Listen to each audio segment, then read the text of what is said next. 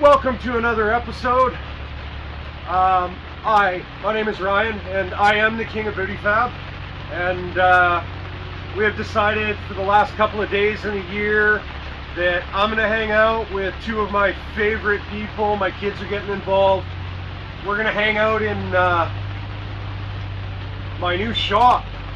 Mrs. Claus set me up. My wife was amazing this year and decided that we should be able to work where it's at least dry. It might not be quiet, but I'm not getting soaked.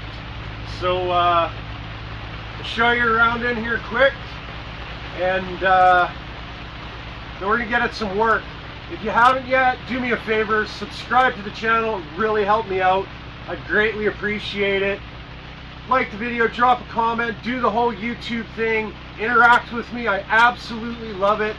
But after the last couple of months being sick and I hurt my back and I'm just kind of getting at it, I wanted to make sure that I finished out the year with a video, New Year's Eve, finish it out strong, because I'm getting excited. There's some stuff happening. So let me show you around. Okay guys, for all you guys that say I need to do more work and less talk, this is not the video for you. I'm going to throw that warning in at the beginning here. This is a two-part video. Today, I'm getting all this stuff out of the way, all the prep work. And tomorrow, the first day of 2023, we're coming in here like a firecracker. We're going to light off and pound out a whole whack of work. There's going to be another video out tomorrow. So this is real time. This was filmed New Year's Eve. Tomorrow we're filming tomorrow's video, and you're going to see exactly what the progress is then. But yeah, for all you guys that said work more, talk less, sorry, today is not for you. So I haven't looked at this much since I put this axle in here, which is how I hurt my back to begin with. But as you can see, this is basically right at the top of my arch. So what I did is I ran a straight edge from the rocker straight out, measured up. I'm shooting for about a 28 to 30 inch tall tire and laying rocker, which means I need about 14 to 15 inches to the center line of the axle. And unfortunately, I'm currently at 12. Now, that's a miscalculation on my part with the body. I'm not sure what happened there. However, as you can see, there's tons of room left in the frame. I've got room up here, so first thing I'm going to do today is cut those notches out. I'm not going to put them back in until I'll cut that rolled piece out, one of my first videos I put up, and slide the axle all the way up to the frame, and get it blocked up on the frame here with some 2x4s, using leverage to my benefit. And yeah, I get this up where it needs to be, because that way I can start plotting out links and brackets to go with it.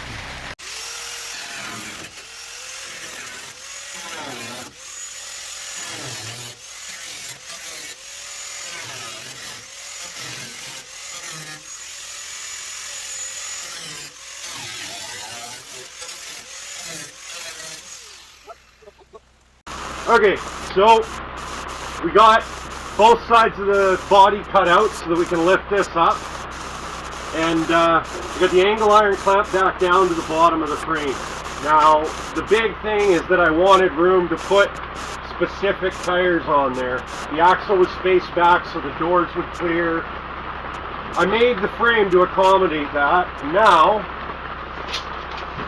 measuring from here, we know that that's going to be what touches the ground, and to the center line we got about 14 and a half inches, 14 and 3/4. So realistically, that means I should be able to put basically a 30-inch tall tire on here, because we lose a little bit, it squishes on the bottom.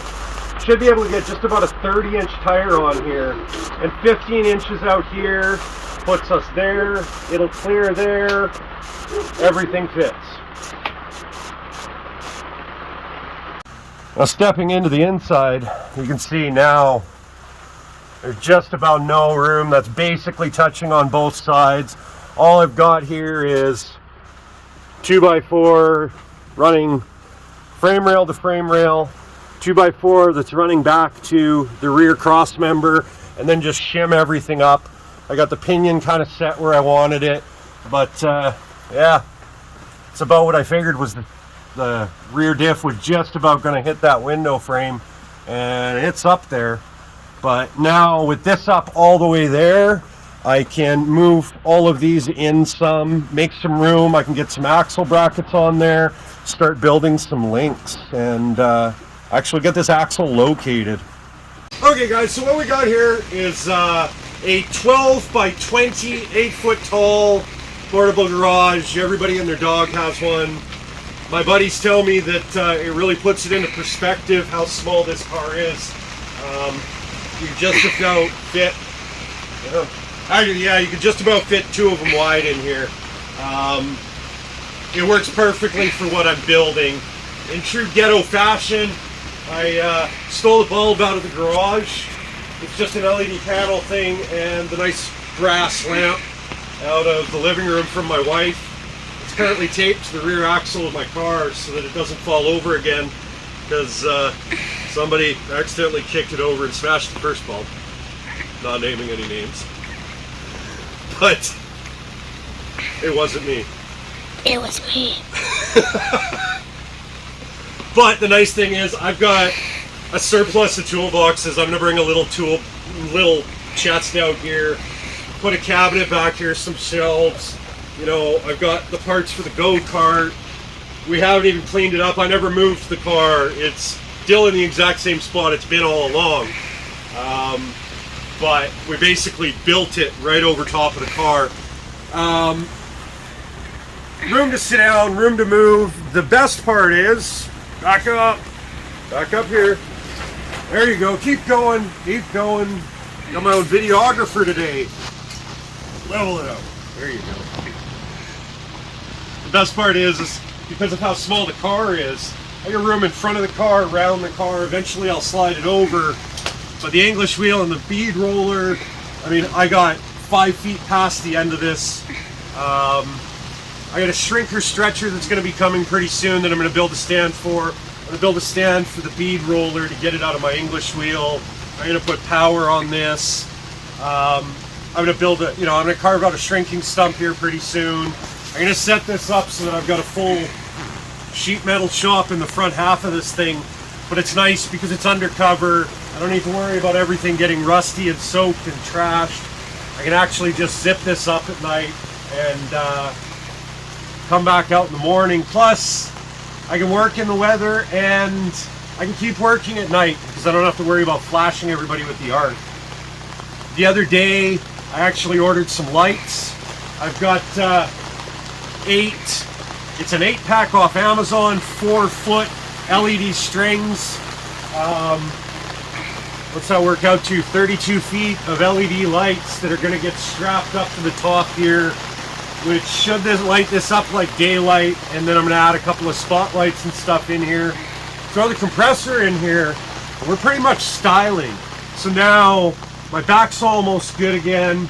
I'm almost completely upright, and I'm not scared of the weather anymore. So now 2023, we're gonna make some stuff happen, and fast. So since this axle's tucked up into place, it's time to start thinking about how it's going to be located. And I've got a pile of these links. Now, these are control arms from a Jeep JK. They get taken out when you do a lift kit for adjustable ones or over length ones. They're really nice because they're moderately heavy, box tubing, nice. I think they're Cleveite bushings. They're soft though, it'll feel good. I've got a couple of tubes. I've got 3 of those. I've got 2 of these big box tube ones and 4 of these smaller ones. So I haven't decided if I'm going to a triangulated 4-link or if I'm going to a parallel 4-link with a Watts link. I'm not going to go parallel with a panhard. I'll do a whole episode on link geometry and how this all works for guys that just don't know. This is something I've been doing for a whole lot of years. But I have these links here, and this is what I'm going to use. And even if I didn't have them, you can buy these links complete, and they're actually really reasonably priced for what you get. And they're small enough that they're a decent option for a car like this. So I filmed that I've got these control arms.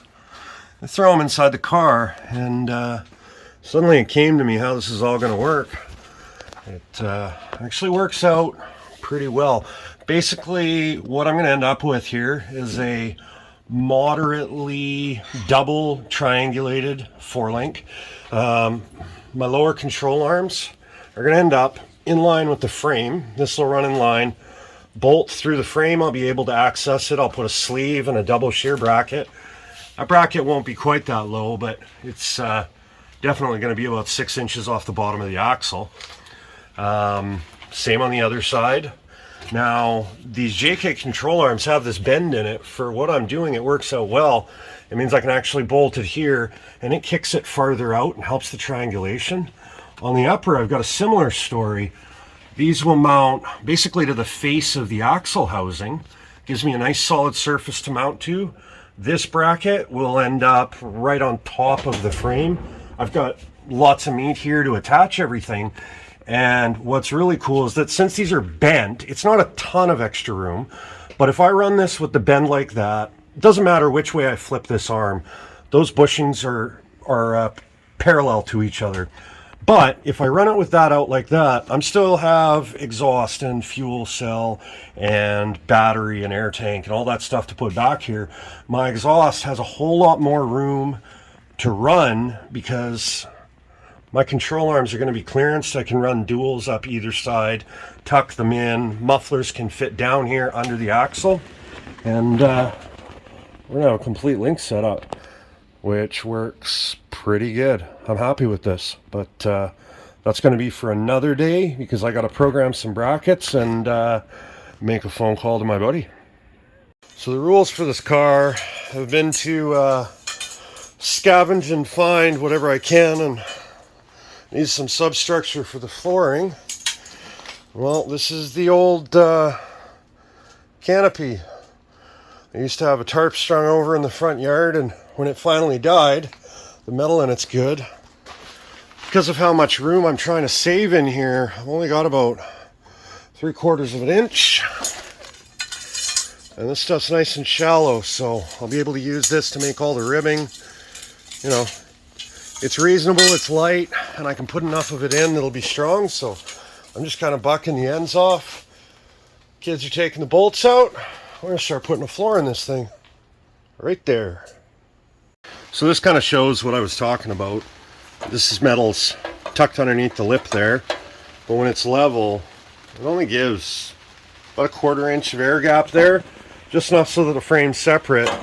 But obviously you wouldn't want to sit on one piece of this, but by the time it's done, there's going to be a network of all these pieces, which will give me my structure to mount my floor. I want the tranny tunnel removable so we can get the drive shaft, because you don't want to have to try and do that underneath a car that's 2 inches off the ground. And I'm going to make this as tight to the transmission as possible because the end goal is to have a stick shift in this car.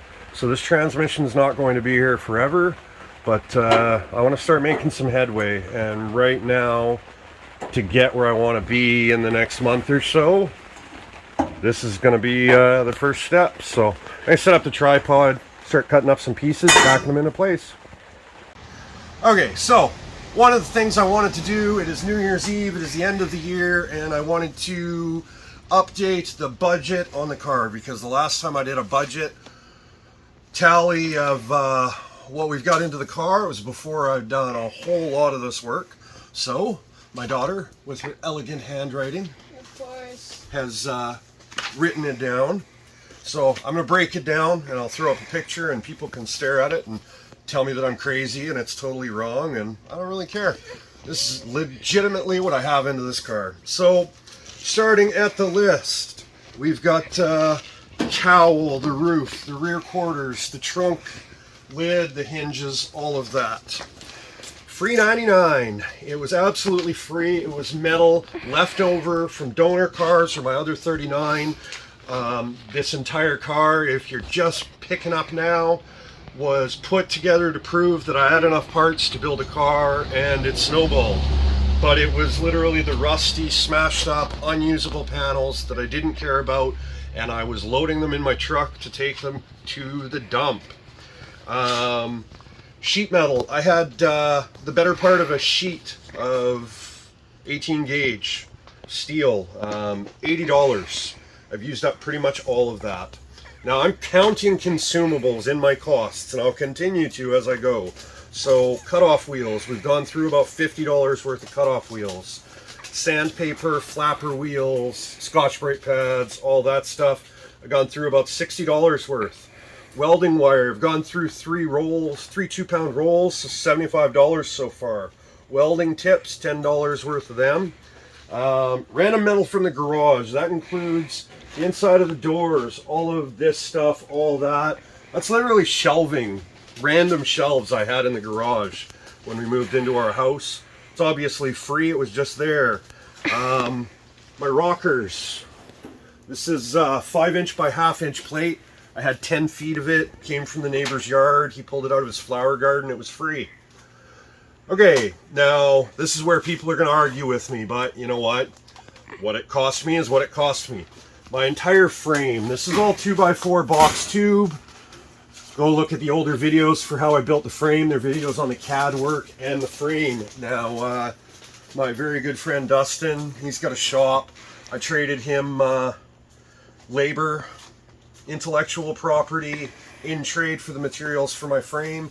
So my frame did not cost me. Door latches, bear claw latches. I didn't want to skimp here. I bought them brand new. They're auto lock, $70. Beam axle. Now the beam axle that's in the front of this came out of a 1937 International. Dustin gave it to me when we went to pick up his international donors for his rat rods. It's free. However, my good friend Doug just picked up another axle for me, which is complete. It's from a 67-68 A100 Dodge van. It's complete hub to hub. All the brakes are there. Now we're in a current disagreement about whether or not it's costing me $200 or free, because he said it's a Christmas present to me. Doug, I love you, man. He's saying it's a Christmas present and I should pay it forward. So for now, that axle is listed as free so that I can brag about how cheap this car is right now. The rear axle, this is a Nissan H233B. It was cut out of a practice vehicle for extractions for the fire department. That axle cost me nothing. The air control valves, I obviously haven't installed them yet, but they're in my office on my toolbox. They were $100. Jeep JK control arms that I showed you earlier in the video, they were free. They were takeouts from lift kits. The 260 Oldsmobile V8, my motor, it came with the brand new alternator. It came with the Turbo 350 trans. It cost me a 12-pack of Corona. That's it. That's all. That's what it was. The twin 453 blowers on top of it, again, came from my buddy Doug. He's going to end up driving this damn thing with me. I'm going to end up letting him do burnouts in my car, or I don't know. But Doug, thank you, man. The friction shocks, I got a pile of them. Terrence, you point down at the stuff by the knife there.